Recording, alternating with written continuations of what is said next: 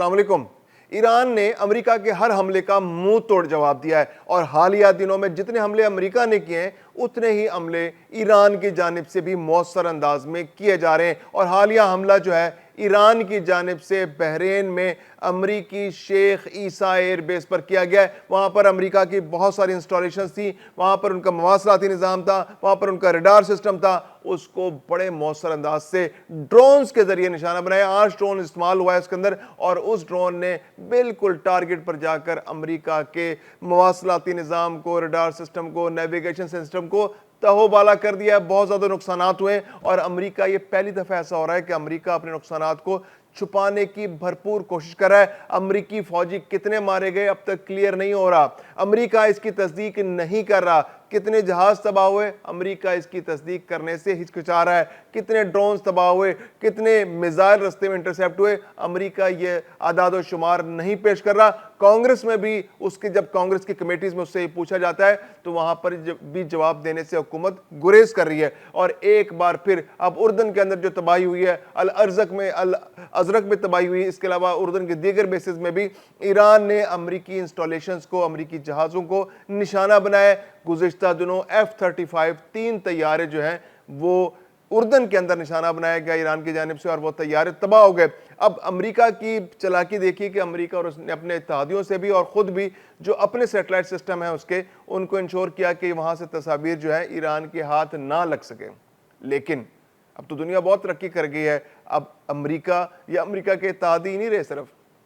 اب تو سیٹلائٹ دنیا کے پتہ نہیں کتنے ملکوں کے پاس آ گیا ہے، اور اس میں یقیناً کچھ ایران کے دوست بھی ہوں گے، تو انہوں نے وہ تصاویر ایران کو فراہم کر دی ہیں۔ ایران نے وہ تصاویر جاری کر دی ہیں جس میں F-35 طیاروں کو، جو امریکہ کے سٹیلتھ، دنیا کے جو سب سے بڑے جنریشن 5 زبردست طیارے ہیں، ان کو تباہ ہونے کے مناظر، ان کی تباہی کے مناظر، ان کے ملبے کے مناظر ایران کے پاس موجود ہیں، اور انہوں نے وہ مناظر شیئر کر دیے ہیں۔ تو اب امریکہ کی تباہی جو ہے وہ نہیں چھپ پا رہی، جتنا بھی چھپا لیں، سیٹلائٹ کی تصاویر چھپا لیں، ایران کو وہ سیٹلائٹ تصاویر مل گئی ہیں اور انہوں نے دنیا کے ساتھ وہ شیئر کر دیا ہے۔ تو یہ بہت بڑی اچیومنٹ ہے ایران کی۔ لیکن دوسری جانب ایران نے یہ بھی الزام لگایا کہ جیسے جیسے ایران امریکہ کے خلاف مؤثر کارروائیاں کرتا ہے تو امریکہ جواب میں ایران کے شہریوں کو نشانہ بناتا ہے، یعنی معصوم شہری جو ہے وہ نشانہ بنتے ہیں۔ امریکہ کو تو یہ کہنا ہے کہ وہ پاسداران کو اور فوجیوں کو نشانہ بناتے ہیں، یا فوجی تنصیبات کو، یا فوجی بنکرز کو، یا فوجی مورچوں کو، یا جہاں جہاں فوجی موجود ہیں اڈوں کو نشانہ بناتے ہیں۔ لیکن ایران کا یہ کہنا ہے کہ امریکہ جب اپنی ناکامیوں سے بہت زیادہ فرسٹریٹڈ ہوتا ہے تو اس فرسٹریشن کا شکار ہونے کے بعد وہ اس کا اظہار عام شہریوں کو نقصان پہنچا کر کرتا ہے۔ اب تک سینکڑوں شہری جو ہے امریکہ کے حملوں میں شہید ہو چکے ہیں، اور گزشتہ روز بھی جو حملے ہوئے اس کے اندر بھی بہت سارے شہریوں کے شہید ہونے کی اطلاعات ہیں۔ تو جو ایرانی پارلیمنٹ کے سربراہ ہیں باقر قالیباف، انہوں نے کہا ہے کہ امریکہ جو ہے ایران کے معصوم شہریوں کے خون سے ہولی کھیل رہا ہے، اور اس کا جواب ہر صورت دیا جائے گا، کیونکہ امریکہ اپنی فرسٹریشن کا اظہار جو ہے، کیونکہ وہ فوجیوں کو تو نقصان پہنچا نہیں پا رہا، وہ امریکہ ایران کے اڈوں کو اس طرح سے مؤثر انداز میں نقصان نہیں پہنچا پا رہا، وہ شہریوں کو نقصان پہنچاتا ہے۔ اس کی مثال باقر قالیباف نے دی کہ جزیرہ قشیم جو ہے اس کے اندر بھی جو شہادتیں ہوئی ہیں وہ عام شہریوں کی ہوئی ہیں، وہاں بھی فوجیوں کو نقصان نہیں پہنچایا جا سکا۔ تو یہ ایران نے امریکہ کو ایک سفارتی سطح پر بھی چیلنج کیا ہے کہ امریکہ جو ہے جنگی جو ویلیوز ہیں، جو نارمز ہیں، ان کا احترام نہیں کر رہا، اور وہ فوجیوں کو یا فوجی ٹھکانوں کو نشانہ بنانے کی بجائے عام شہریوں کو نشانہ بنا رہا ہے۔ اس کے علاوہ ایک اور بہت اہم ڈیولپمنٹ ہوئی گزشتہ روز، جو مصر کے اندر ڈرون حملے ہوئے تھے مصر کی بندرگاہ پر، تو اس کے بارے میں ایران کا یہ کہنا ہے کہ یہ ڈرون حملے ایران نے یا ایران کے کسی حامی گروپ نے نہیں کیے، یہ حملے فالس فلیگ آپریشن ہے، اسرائیل نے یہ حملے کیے، اسرائیل کے ڈرونز نے یہ حملے کیے، اور وجہ کیا تھی؟ وہ یہ چاہتے تھے کہ ایران اور مصر کے درمیان تعلقات خراب ہو جائیں۔ ایران نے اس کی وضاحت کر دی۔ ایران کے جو وزیر خارجہ ہیں عباس اراغچی، انہوں نے بڑا کلیئر کیٹیگوریکلی اس کو ڈینائی کیا۔ انہوں نے کہا جی کہ یہ اسرائیل کی شرارت تھی، اسرائیل شرارت کر رہا ہے، اسرائیل چاہ رہا ہے کہ مصر اور ایران کے درمیان جو تعلقات درست ہیں، ایران کسی طرح مصر سے نہیں الجھنا چاہ رہا، اور نہ ہی مصر جو ہے اس جنگ کا حصہ بن رہا ہے براہ راست، یا ایران کے مفادات کو نقصان نہیں پہنچا رہا۔ تو اب یہ کوشش کی جا رہی ہے کسی طرح ایران اور مصر کو بھی آمنے سامنے لایا جائے۔ ایک شرارتوں کی وجہ سے جو سعودی عرب ہے اور ایران وہ تو آمنے سامنے آ ہی چکے ہیں، لیکن اب مصر اور ایران کو بھی سامنے لانے کی کوشش کی جا رہی ہے۔ تو ایران نے بہت کیٹیگوریکلی اس کو ڈینائی کیا۔ عباس اراغچی نے کہا جی کہ مصر کے ساتھ تو ہمارے بڑے اچھے تعلقات ہیں، برادر اسلامی ملک ہے، ہم سوچ نہیں سکتے کہ مصر پر حملہ کریں۔ تو یہ بندرگاہ پر جو حملہ ہے یہ بیسیکلی اسرائیل کی جانب سے اور یہ فالس فلیگ آپریشن ہے اور یہ اپنے دوستوں کو نشانہ بنایا گیا۔ اس کے علاوہ ایک بہت بڑی ڈیولپمنٹ جو امریکی کانگریس کے اندر چل رہی ہے وہ یہ ہے کہ امریکہ کی جو ڈیموکریٹ پارٹی ہے وہ یہ چاہتی ہے کہ کسی طرح سے اس جنگ کو روکا جا سکے۔ یہ جنگ جو ڈونلڈ ٹرمپ جو اپنا الیکشن بچانے کے لیے جو مڈ ٹرم الیکشنز آنے والے نومبر میں اس میں اپنی مقبولیت کو بڑھانے کے لیے اس جنگ کو استعمال کر رہے ہیں اور یہ چاہ رہے ہیں کہ زیادہ سے زیادہ انسرٹنٹی پیدا ہو جس میں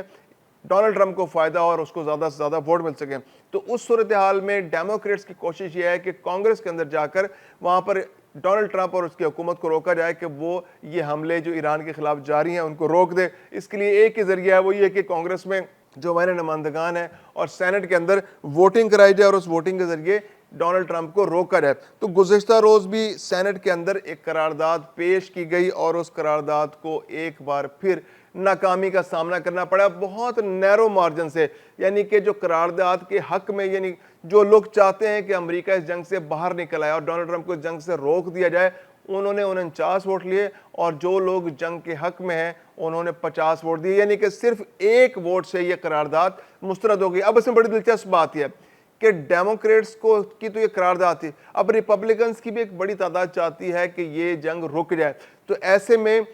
کانگریس جو سینٹ کے اندر جو 3 ارکان تھے جو ریپبلکنز کے، انہوں نے اس قرارداد کے حق میں ووٹ دیا، یعنی کہ وہ یہ چاہ رہے تھے کہ یہ جنگ رک جائے۔ ریپبلکنز کے ارکان جو تھے وہ چاہ رہے تھے کہ جنگ رک جائے، لیکن اب دیکھیے کہ دلچسپ بات یہ کہ جو ڈیسائسو رول پلے کیا، یعنی قرارداد ایسا ہوا کہ 49 پر برابر ہو گئی، لیکن ایک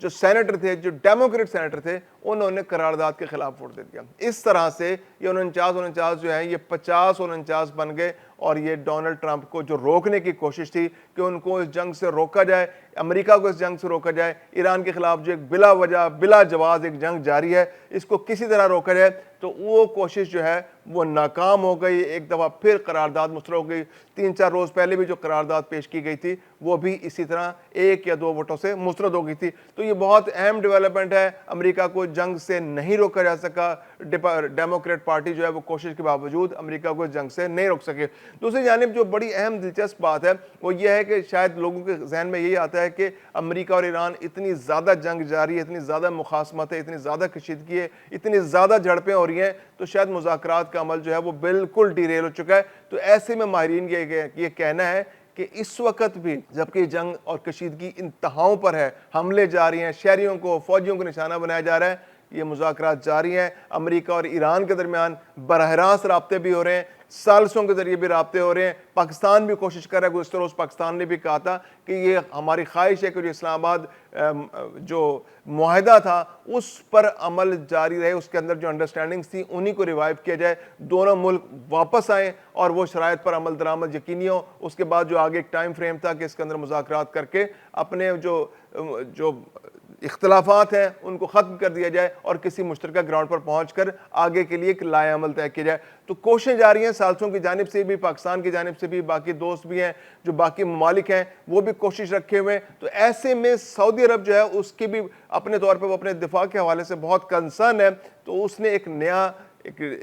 اتحاد بنایا ہے اور ایک بحری فورس بنائی ہے اس نے اپنی قیادت میں 15 ملکوں پر مشتمل، جس میں خلیجی ممالک بھی شامل ہیں اور جس میں پاکستان اور ترکی بھی شامل ہے اور اس میں یمن کی حکومت بھی شامل ہے، اور مقصد اس کا یہ ہے کہ جو باب المندب ہے اس کے اندر تجارت کو انشور کیا جائے، وہاں سے جو تجارت ہو رہی ہے اس کو جو خطرات لاحق ہیں ان کا سد باب کیا جائے، وہاں پر مانیٹرنگ کی جائے، وہاں پر اس کے علاوہ پیٹرولنگ کی جائے، وہاں پر شپس ہوں، جنگی جہاز ہوں، ان تمام ممالک کے جنگی جہاز ہوں، ان کی بحریہ موجود ہو، 15 ملکوں کی بحریہ موجود ہو، اور وہ اپنے ایک میکینزم بنایا جائے۔ اس میکینزم کے تحت وہ وہاں پر انشور کریں کہ جو وہاں سے تجارتی جہاز گزرتے ہیں ان کو کوئی نقصان نہ پہنچے، اگر ان کو نقصان پہنچایا جائے تو مشترکہ طور پر اس کا جواب دیا جائے۔ یہ بہت اہم ڈیولپمنٹس ہیں اور آنے والے دنوں میں اس میں مزید ڈیولپمنٹ کی توقع کی جا رہی ہے۔ جنگ جاری ہے اور ثالثی کی کوششیں اور سفارتی کوششیں بھی جاری ہیں کہ جنگ کو روکا جائے، اور سب دنیا یہی چاہتی ہے۔ تیل کی قیمتیں بھی بے انتہا بڑھتی چلی جا رہی ہیں، آج تھوڑی سی اس میں کمی دیکھی گئی ہے، لیکن کمی جبھی ہوگی جب یہ جنگ رک جائے گی۔